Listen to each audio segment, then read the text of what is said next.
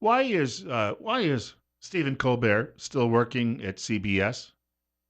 Am I asking a question here that is a little rhetorical? I suppose so, because CBS doesn't have an issue with what the man says. Likely by now, even if you're not one of those people who stays up late and watches that garbage, keep in mind Johnny Carson never, ever waded into things like this. But it really started during the years of people like David Letterman. Jay Leno didn't get this vicious when he was on the air about people he doesn't like politically. What am I talking about? Well, I wasn't going to bring this up immediately in this hour of the program, but I wanted to talk in general about the rage we're seeing from the American left lately. And if you were watching my pregame, that is the short video I do every morning or try to do every morning before the show at Facebook, I did address this subject. You're aware, I think by now, most of you, if you're listening to this show, you pay a lot of attention to what goes on around the world. Mr. Colbert the other night, and he's been fighting to improve his ratings. He went from being the worst rated late night comic to being first place or in battle for first place. And that's the argument was, well, he's become more edgy. Well, edgy isn't doesn't begin to describe it. He's become highly politicized as well, showing off his raging liberal stripes. So he was on a rant about President Trump the other night, and then he made a comment implying that Mr. Trump was engaging in a deviant sexual act with Vladimir Putin.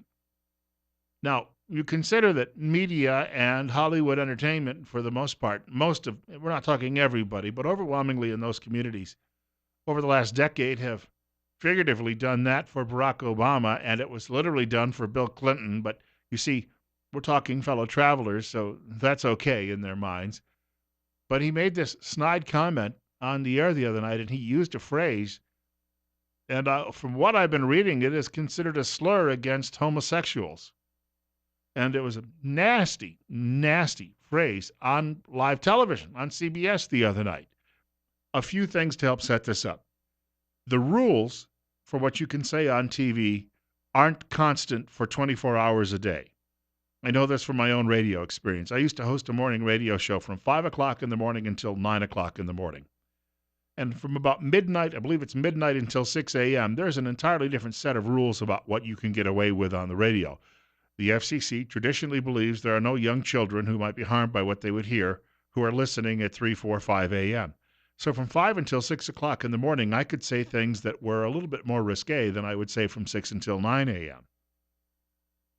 What Colbert said the other night, maybe the rules at 11:35 in the evening are different than they are at 11:35 a.m.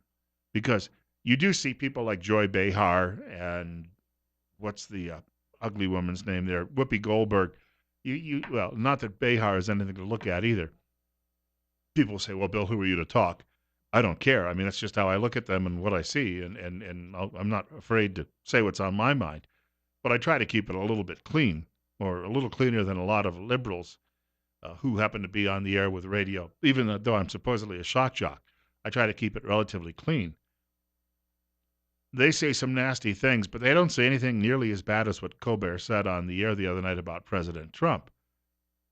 Think about this, though, for a moment. Liberal comedian says it, and there's no calls for his head. There are no calls for boycotts. No one is saying that he needs to be fired, at least not in the majority. The liberals aren't saying it, that's for sure. But can you imagine if Rush Limbaugh had said something like that about Barack Obama? Can you imagine if it had been Glenn Beck or Sean Hannity? Think about that for a moment. Or even if a late-night comic had said something like that about Mr. Obama. That guy wouldn't be working any longer. Andrew Dice Clay, who made he was playing a character, and he would play this rough street character, and he would make all sorts of comments about people who were of that particular same-sex persuasion. He got barred from employment in the entertainment industry for nearly 20 years. He couldn't make a living. And yet Stephen Colbert can say these things. Well, yeah, but he's talking about Donald Trump, so that makes it okay, because all of we liberals know Mr. Trump is the embodiment of evil, so calling out evil sometimes means you have to be potty mouth, just like the chairman of the Democrat National Committee. Or the politicians, Kirsten Gillibrand, a senator from New York. She took over for Hillary Clinton, Hillary Jr. She's been dropping the F word in interviews in recent weeks. And yet, nobody's calling out these people for doing it other than a handful of voices in the wilderness on the American right. So why is it okay that Colbert gets away with that? Well, he's just a comedian. Ha ha, that's funny. I don't know. I couldn't get away with it, and I don't think anybody who is right of center, a registered Republican or a self-professed conservative, could ever get away with that. 12 minutes after 9 o'clock. Telephone number for reaching our program today, 736-0300. It's 54 right now. In fact, I've been called out for a lot less in my history doing this, and much, much less. You're up next. You're on the air on Top Story. Yes, good morning. How are you today? I'm wonderful, but what's on your mind? I've watched Stephen Colbert a few times. I'm just too lazy to get up and turn the TV off after I watch the news. And he's an idiot every night. I've called KMBT and told him I think they'd better get rid of him. He's not good for this area. He's not good for anywhere, I don't think. I'd call him a a-hole, but he's not as good as an a-hole. At least an a-hole gets rid of the shit, and he doesn't.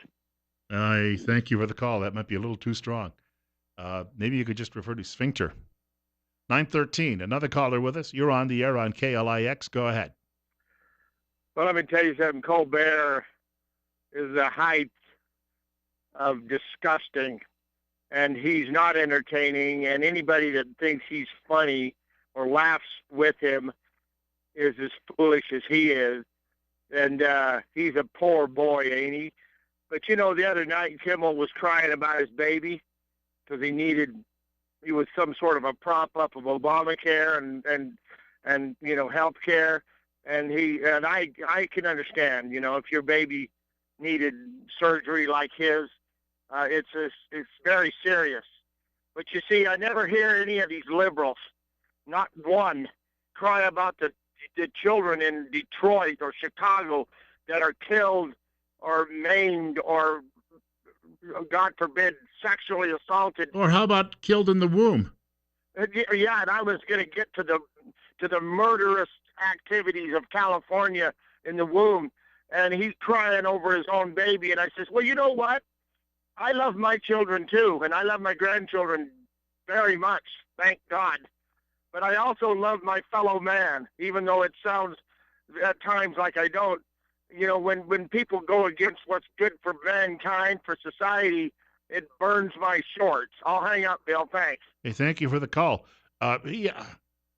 Millionaires crying about these things, that's the other part of it.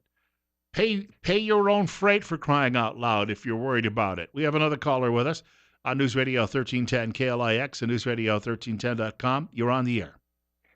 Good morning. Stephen Colbert presents himself to be a devout Catholic, quote unquote, and he spews this stuff to the world. I don't think so. Where does this fit into his Catholicism? It doesn't. I mean, obviously, it that kind of rude talk. There's an old line. I think it came from.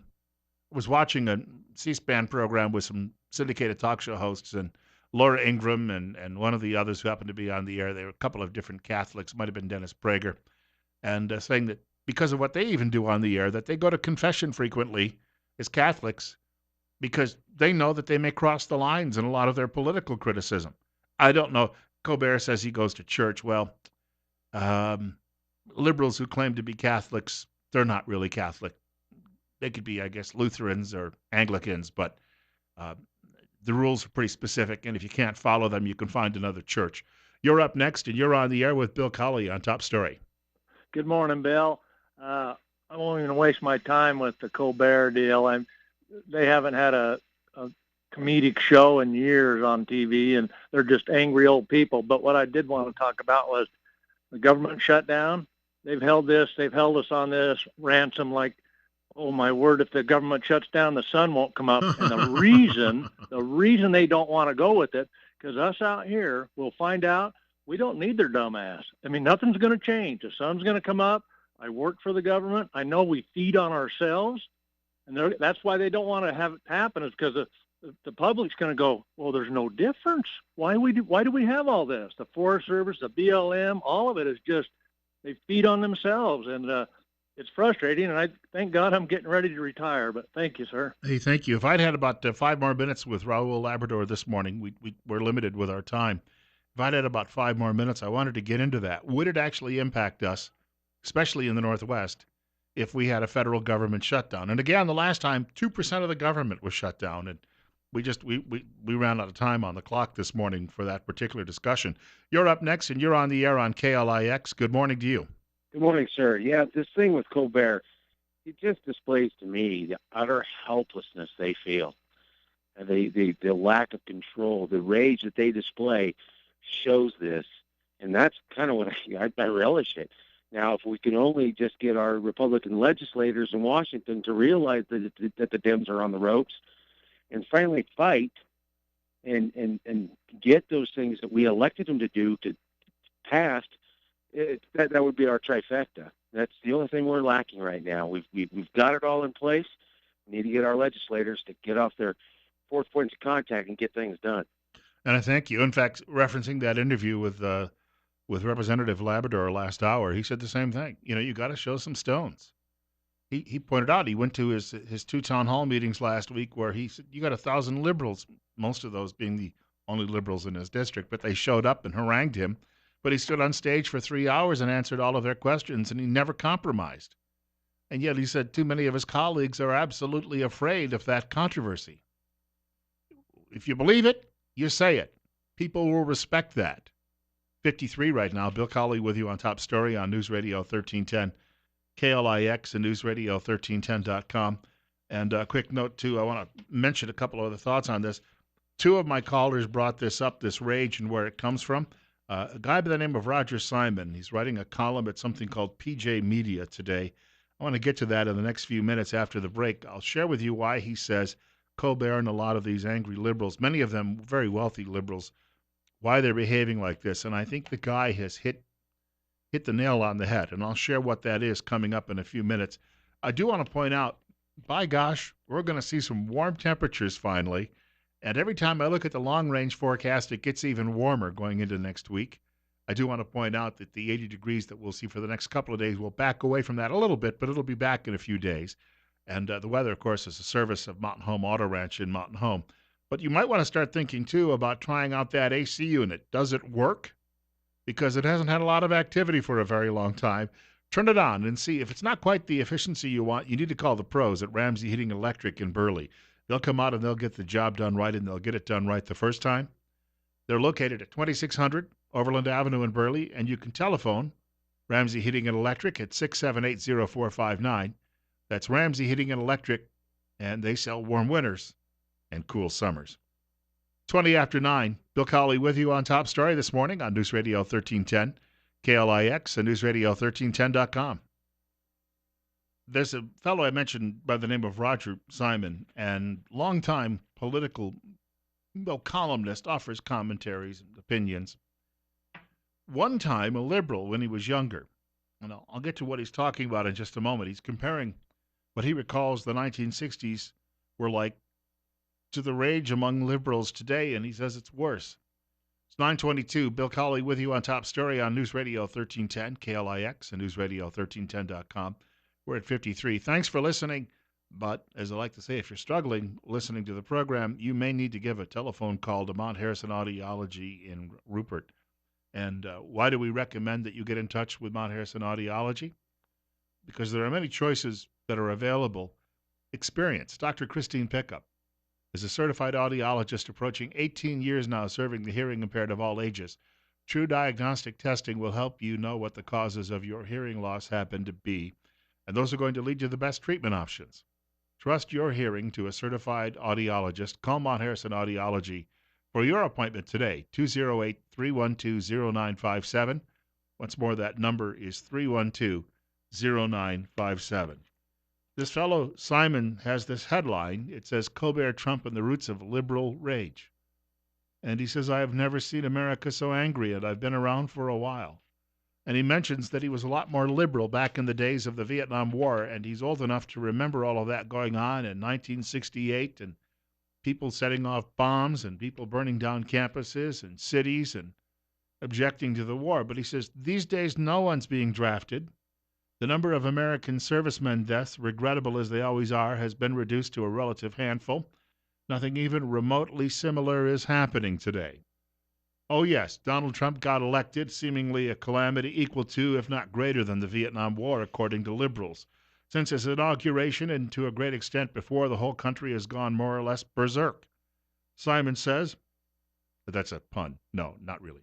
It's his name, right? Simon says, although I recall many bad things being said about LBJ, nothing approached Colbert's angry joke in terms of pure, unmitigated, hostile vulgarity, not on late-night TV anyway. This Trump person, and he says, doesn't seem to be all that different from many leaders who have come before him. And Simon writes, I mean, what has he done exactly? Enforced some immigration laws that were enacted by the Congress over several administrations, tried to fix a mediocre health care plan with another plan that may or not be as mediocre, called for a tax reduction similar to those enacted by previous Republican or Democratic administrations, cut back on some regulations that became overly burdensome, called for a temporary halt to immigration from a half dozen countries his predecessor had already cited as dangerous hotbeds, and shot off a few dozen cruise missiles at an airfield of a dictator who was gassing his own people but didn't harm a single person in the process. Simon writes, I don't think we have a choice but to say the explanation is the realm of human neurosis, not politics, and a pretty severe neurosis, almost a psychosis. One way to look at it is that the left, or what we call the left, are actually by far the most conservative or rigid people in our culture in terms of their personalities. In other words, they don't move too far, one direction or the other. They hate Trump, he writes, because he exposes them. He exposes them. Many of the loudest voices on the left, the angriest voices, are filthy rich. Madonna, Stephen Colbert, Robert De Niro. They call Trump vulgar rich, but they're just as ostentatious. They live just as well. But Trump exposes the fact that they claim that they're citizens of the people, but they're not really. And he mocks them incessantly. He shows people their hypocrisy, and that just inflames them to no end.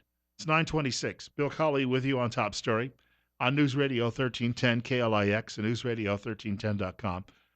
Our first caller this hour brought up the fact that he doesn't understand why Colbert's program is still on KMVT. Well, the question is, are they actually able to sell advertising on that show? Number one, I don't know the answer to that. Number two, if they can't, would they keep Colbert? Because there are going to be a lot of people, even if he didn't say anything offensive, but if the show gets poor ratings, and it did for a long time, it's only recently improved because of his potty mouth behavior. But it may sell very well in San Francisco and Portland and Seattle. But does it sell in Idaho? I don't know about that. It's interesting that I haven't heard one CBS affiliate across the country say we're going to pull this show for the time being. Not one. Why? Because there is so little public reaction. Again, if a conservative says something, Rush Limbaugh says something that people find offensive about Santa Fluke, then there's demands for a boycott and advertisers are harassed and they pull away from the show. They did for a while. They're back, most of them. He found others that took their place in many cases. But there are all of these, we've got to remove Bill O'Reilly because he made a comment about a woman's hair. One woman claimed he leered at her. Maybe he had a crick in his neck and he was trying to straighten it out while she walked by his office. How does she know he was leering? Define what that is. Maybe he thought she was wearing something unusual, an unusual brooch around her neck, on her dress. Who knows? So he gets fired. Jesse Waters gets thrown off the air at Fox because he made a joke last week and somebody said it was offensive to a member of Trump's family. It's not at all what he meant, but you understand where we're going with all of this. These people are pulled off the air. And yet, Colbert remains. That is a question for the administration at that local television affiliate, isn't it?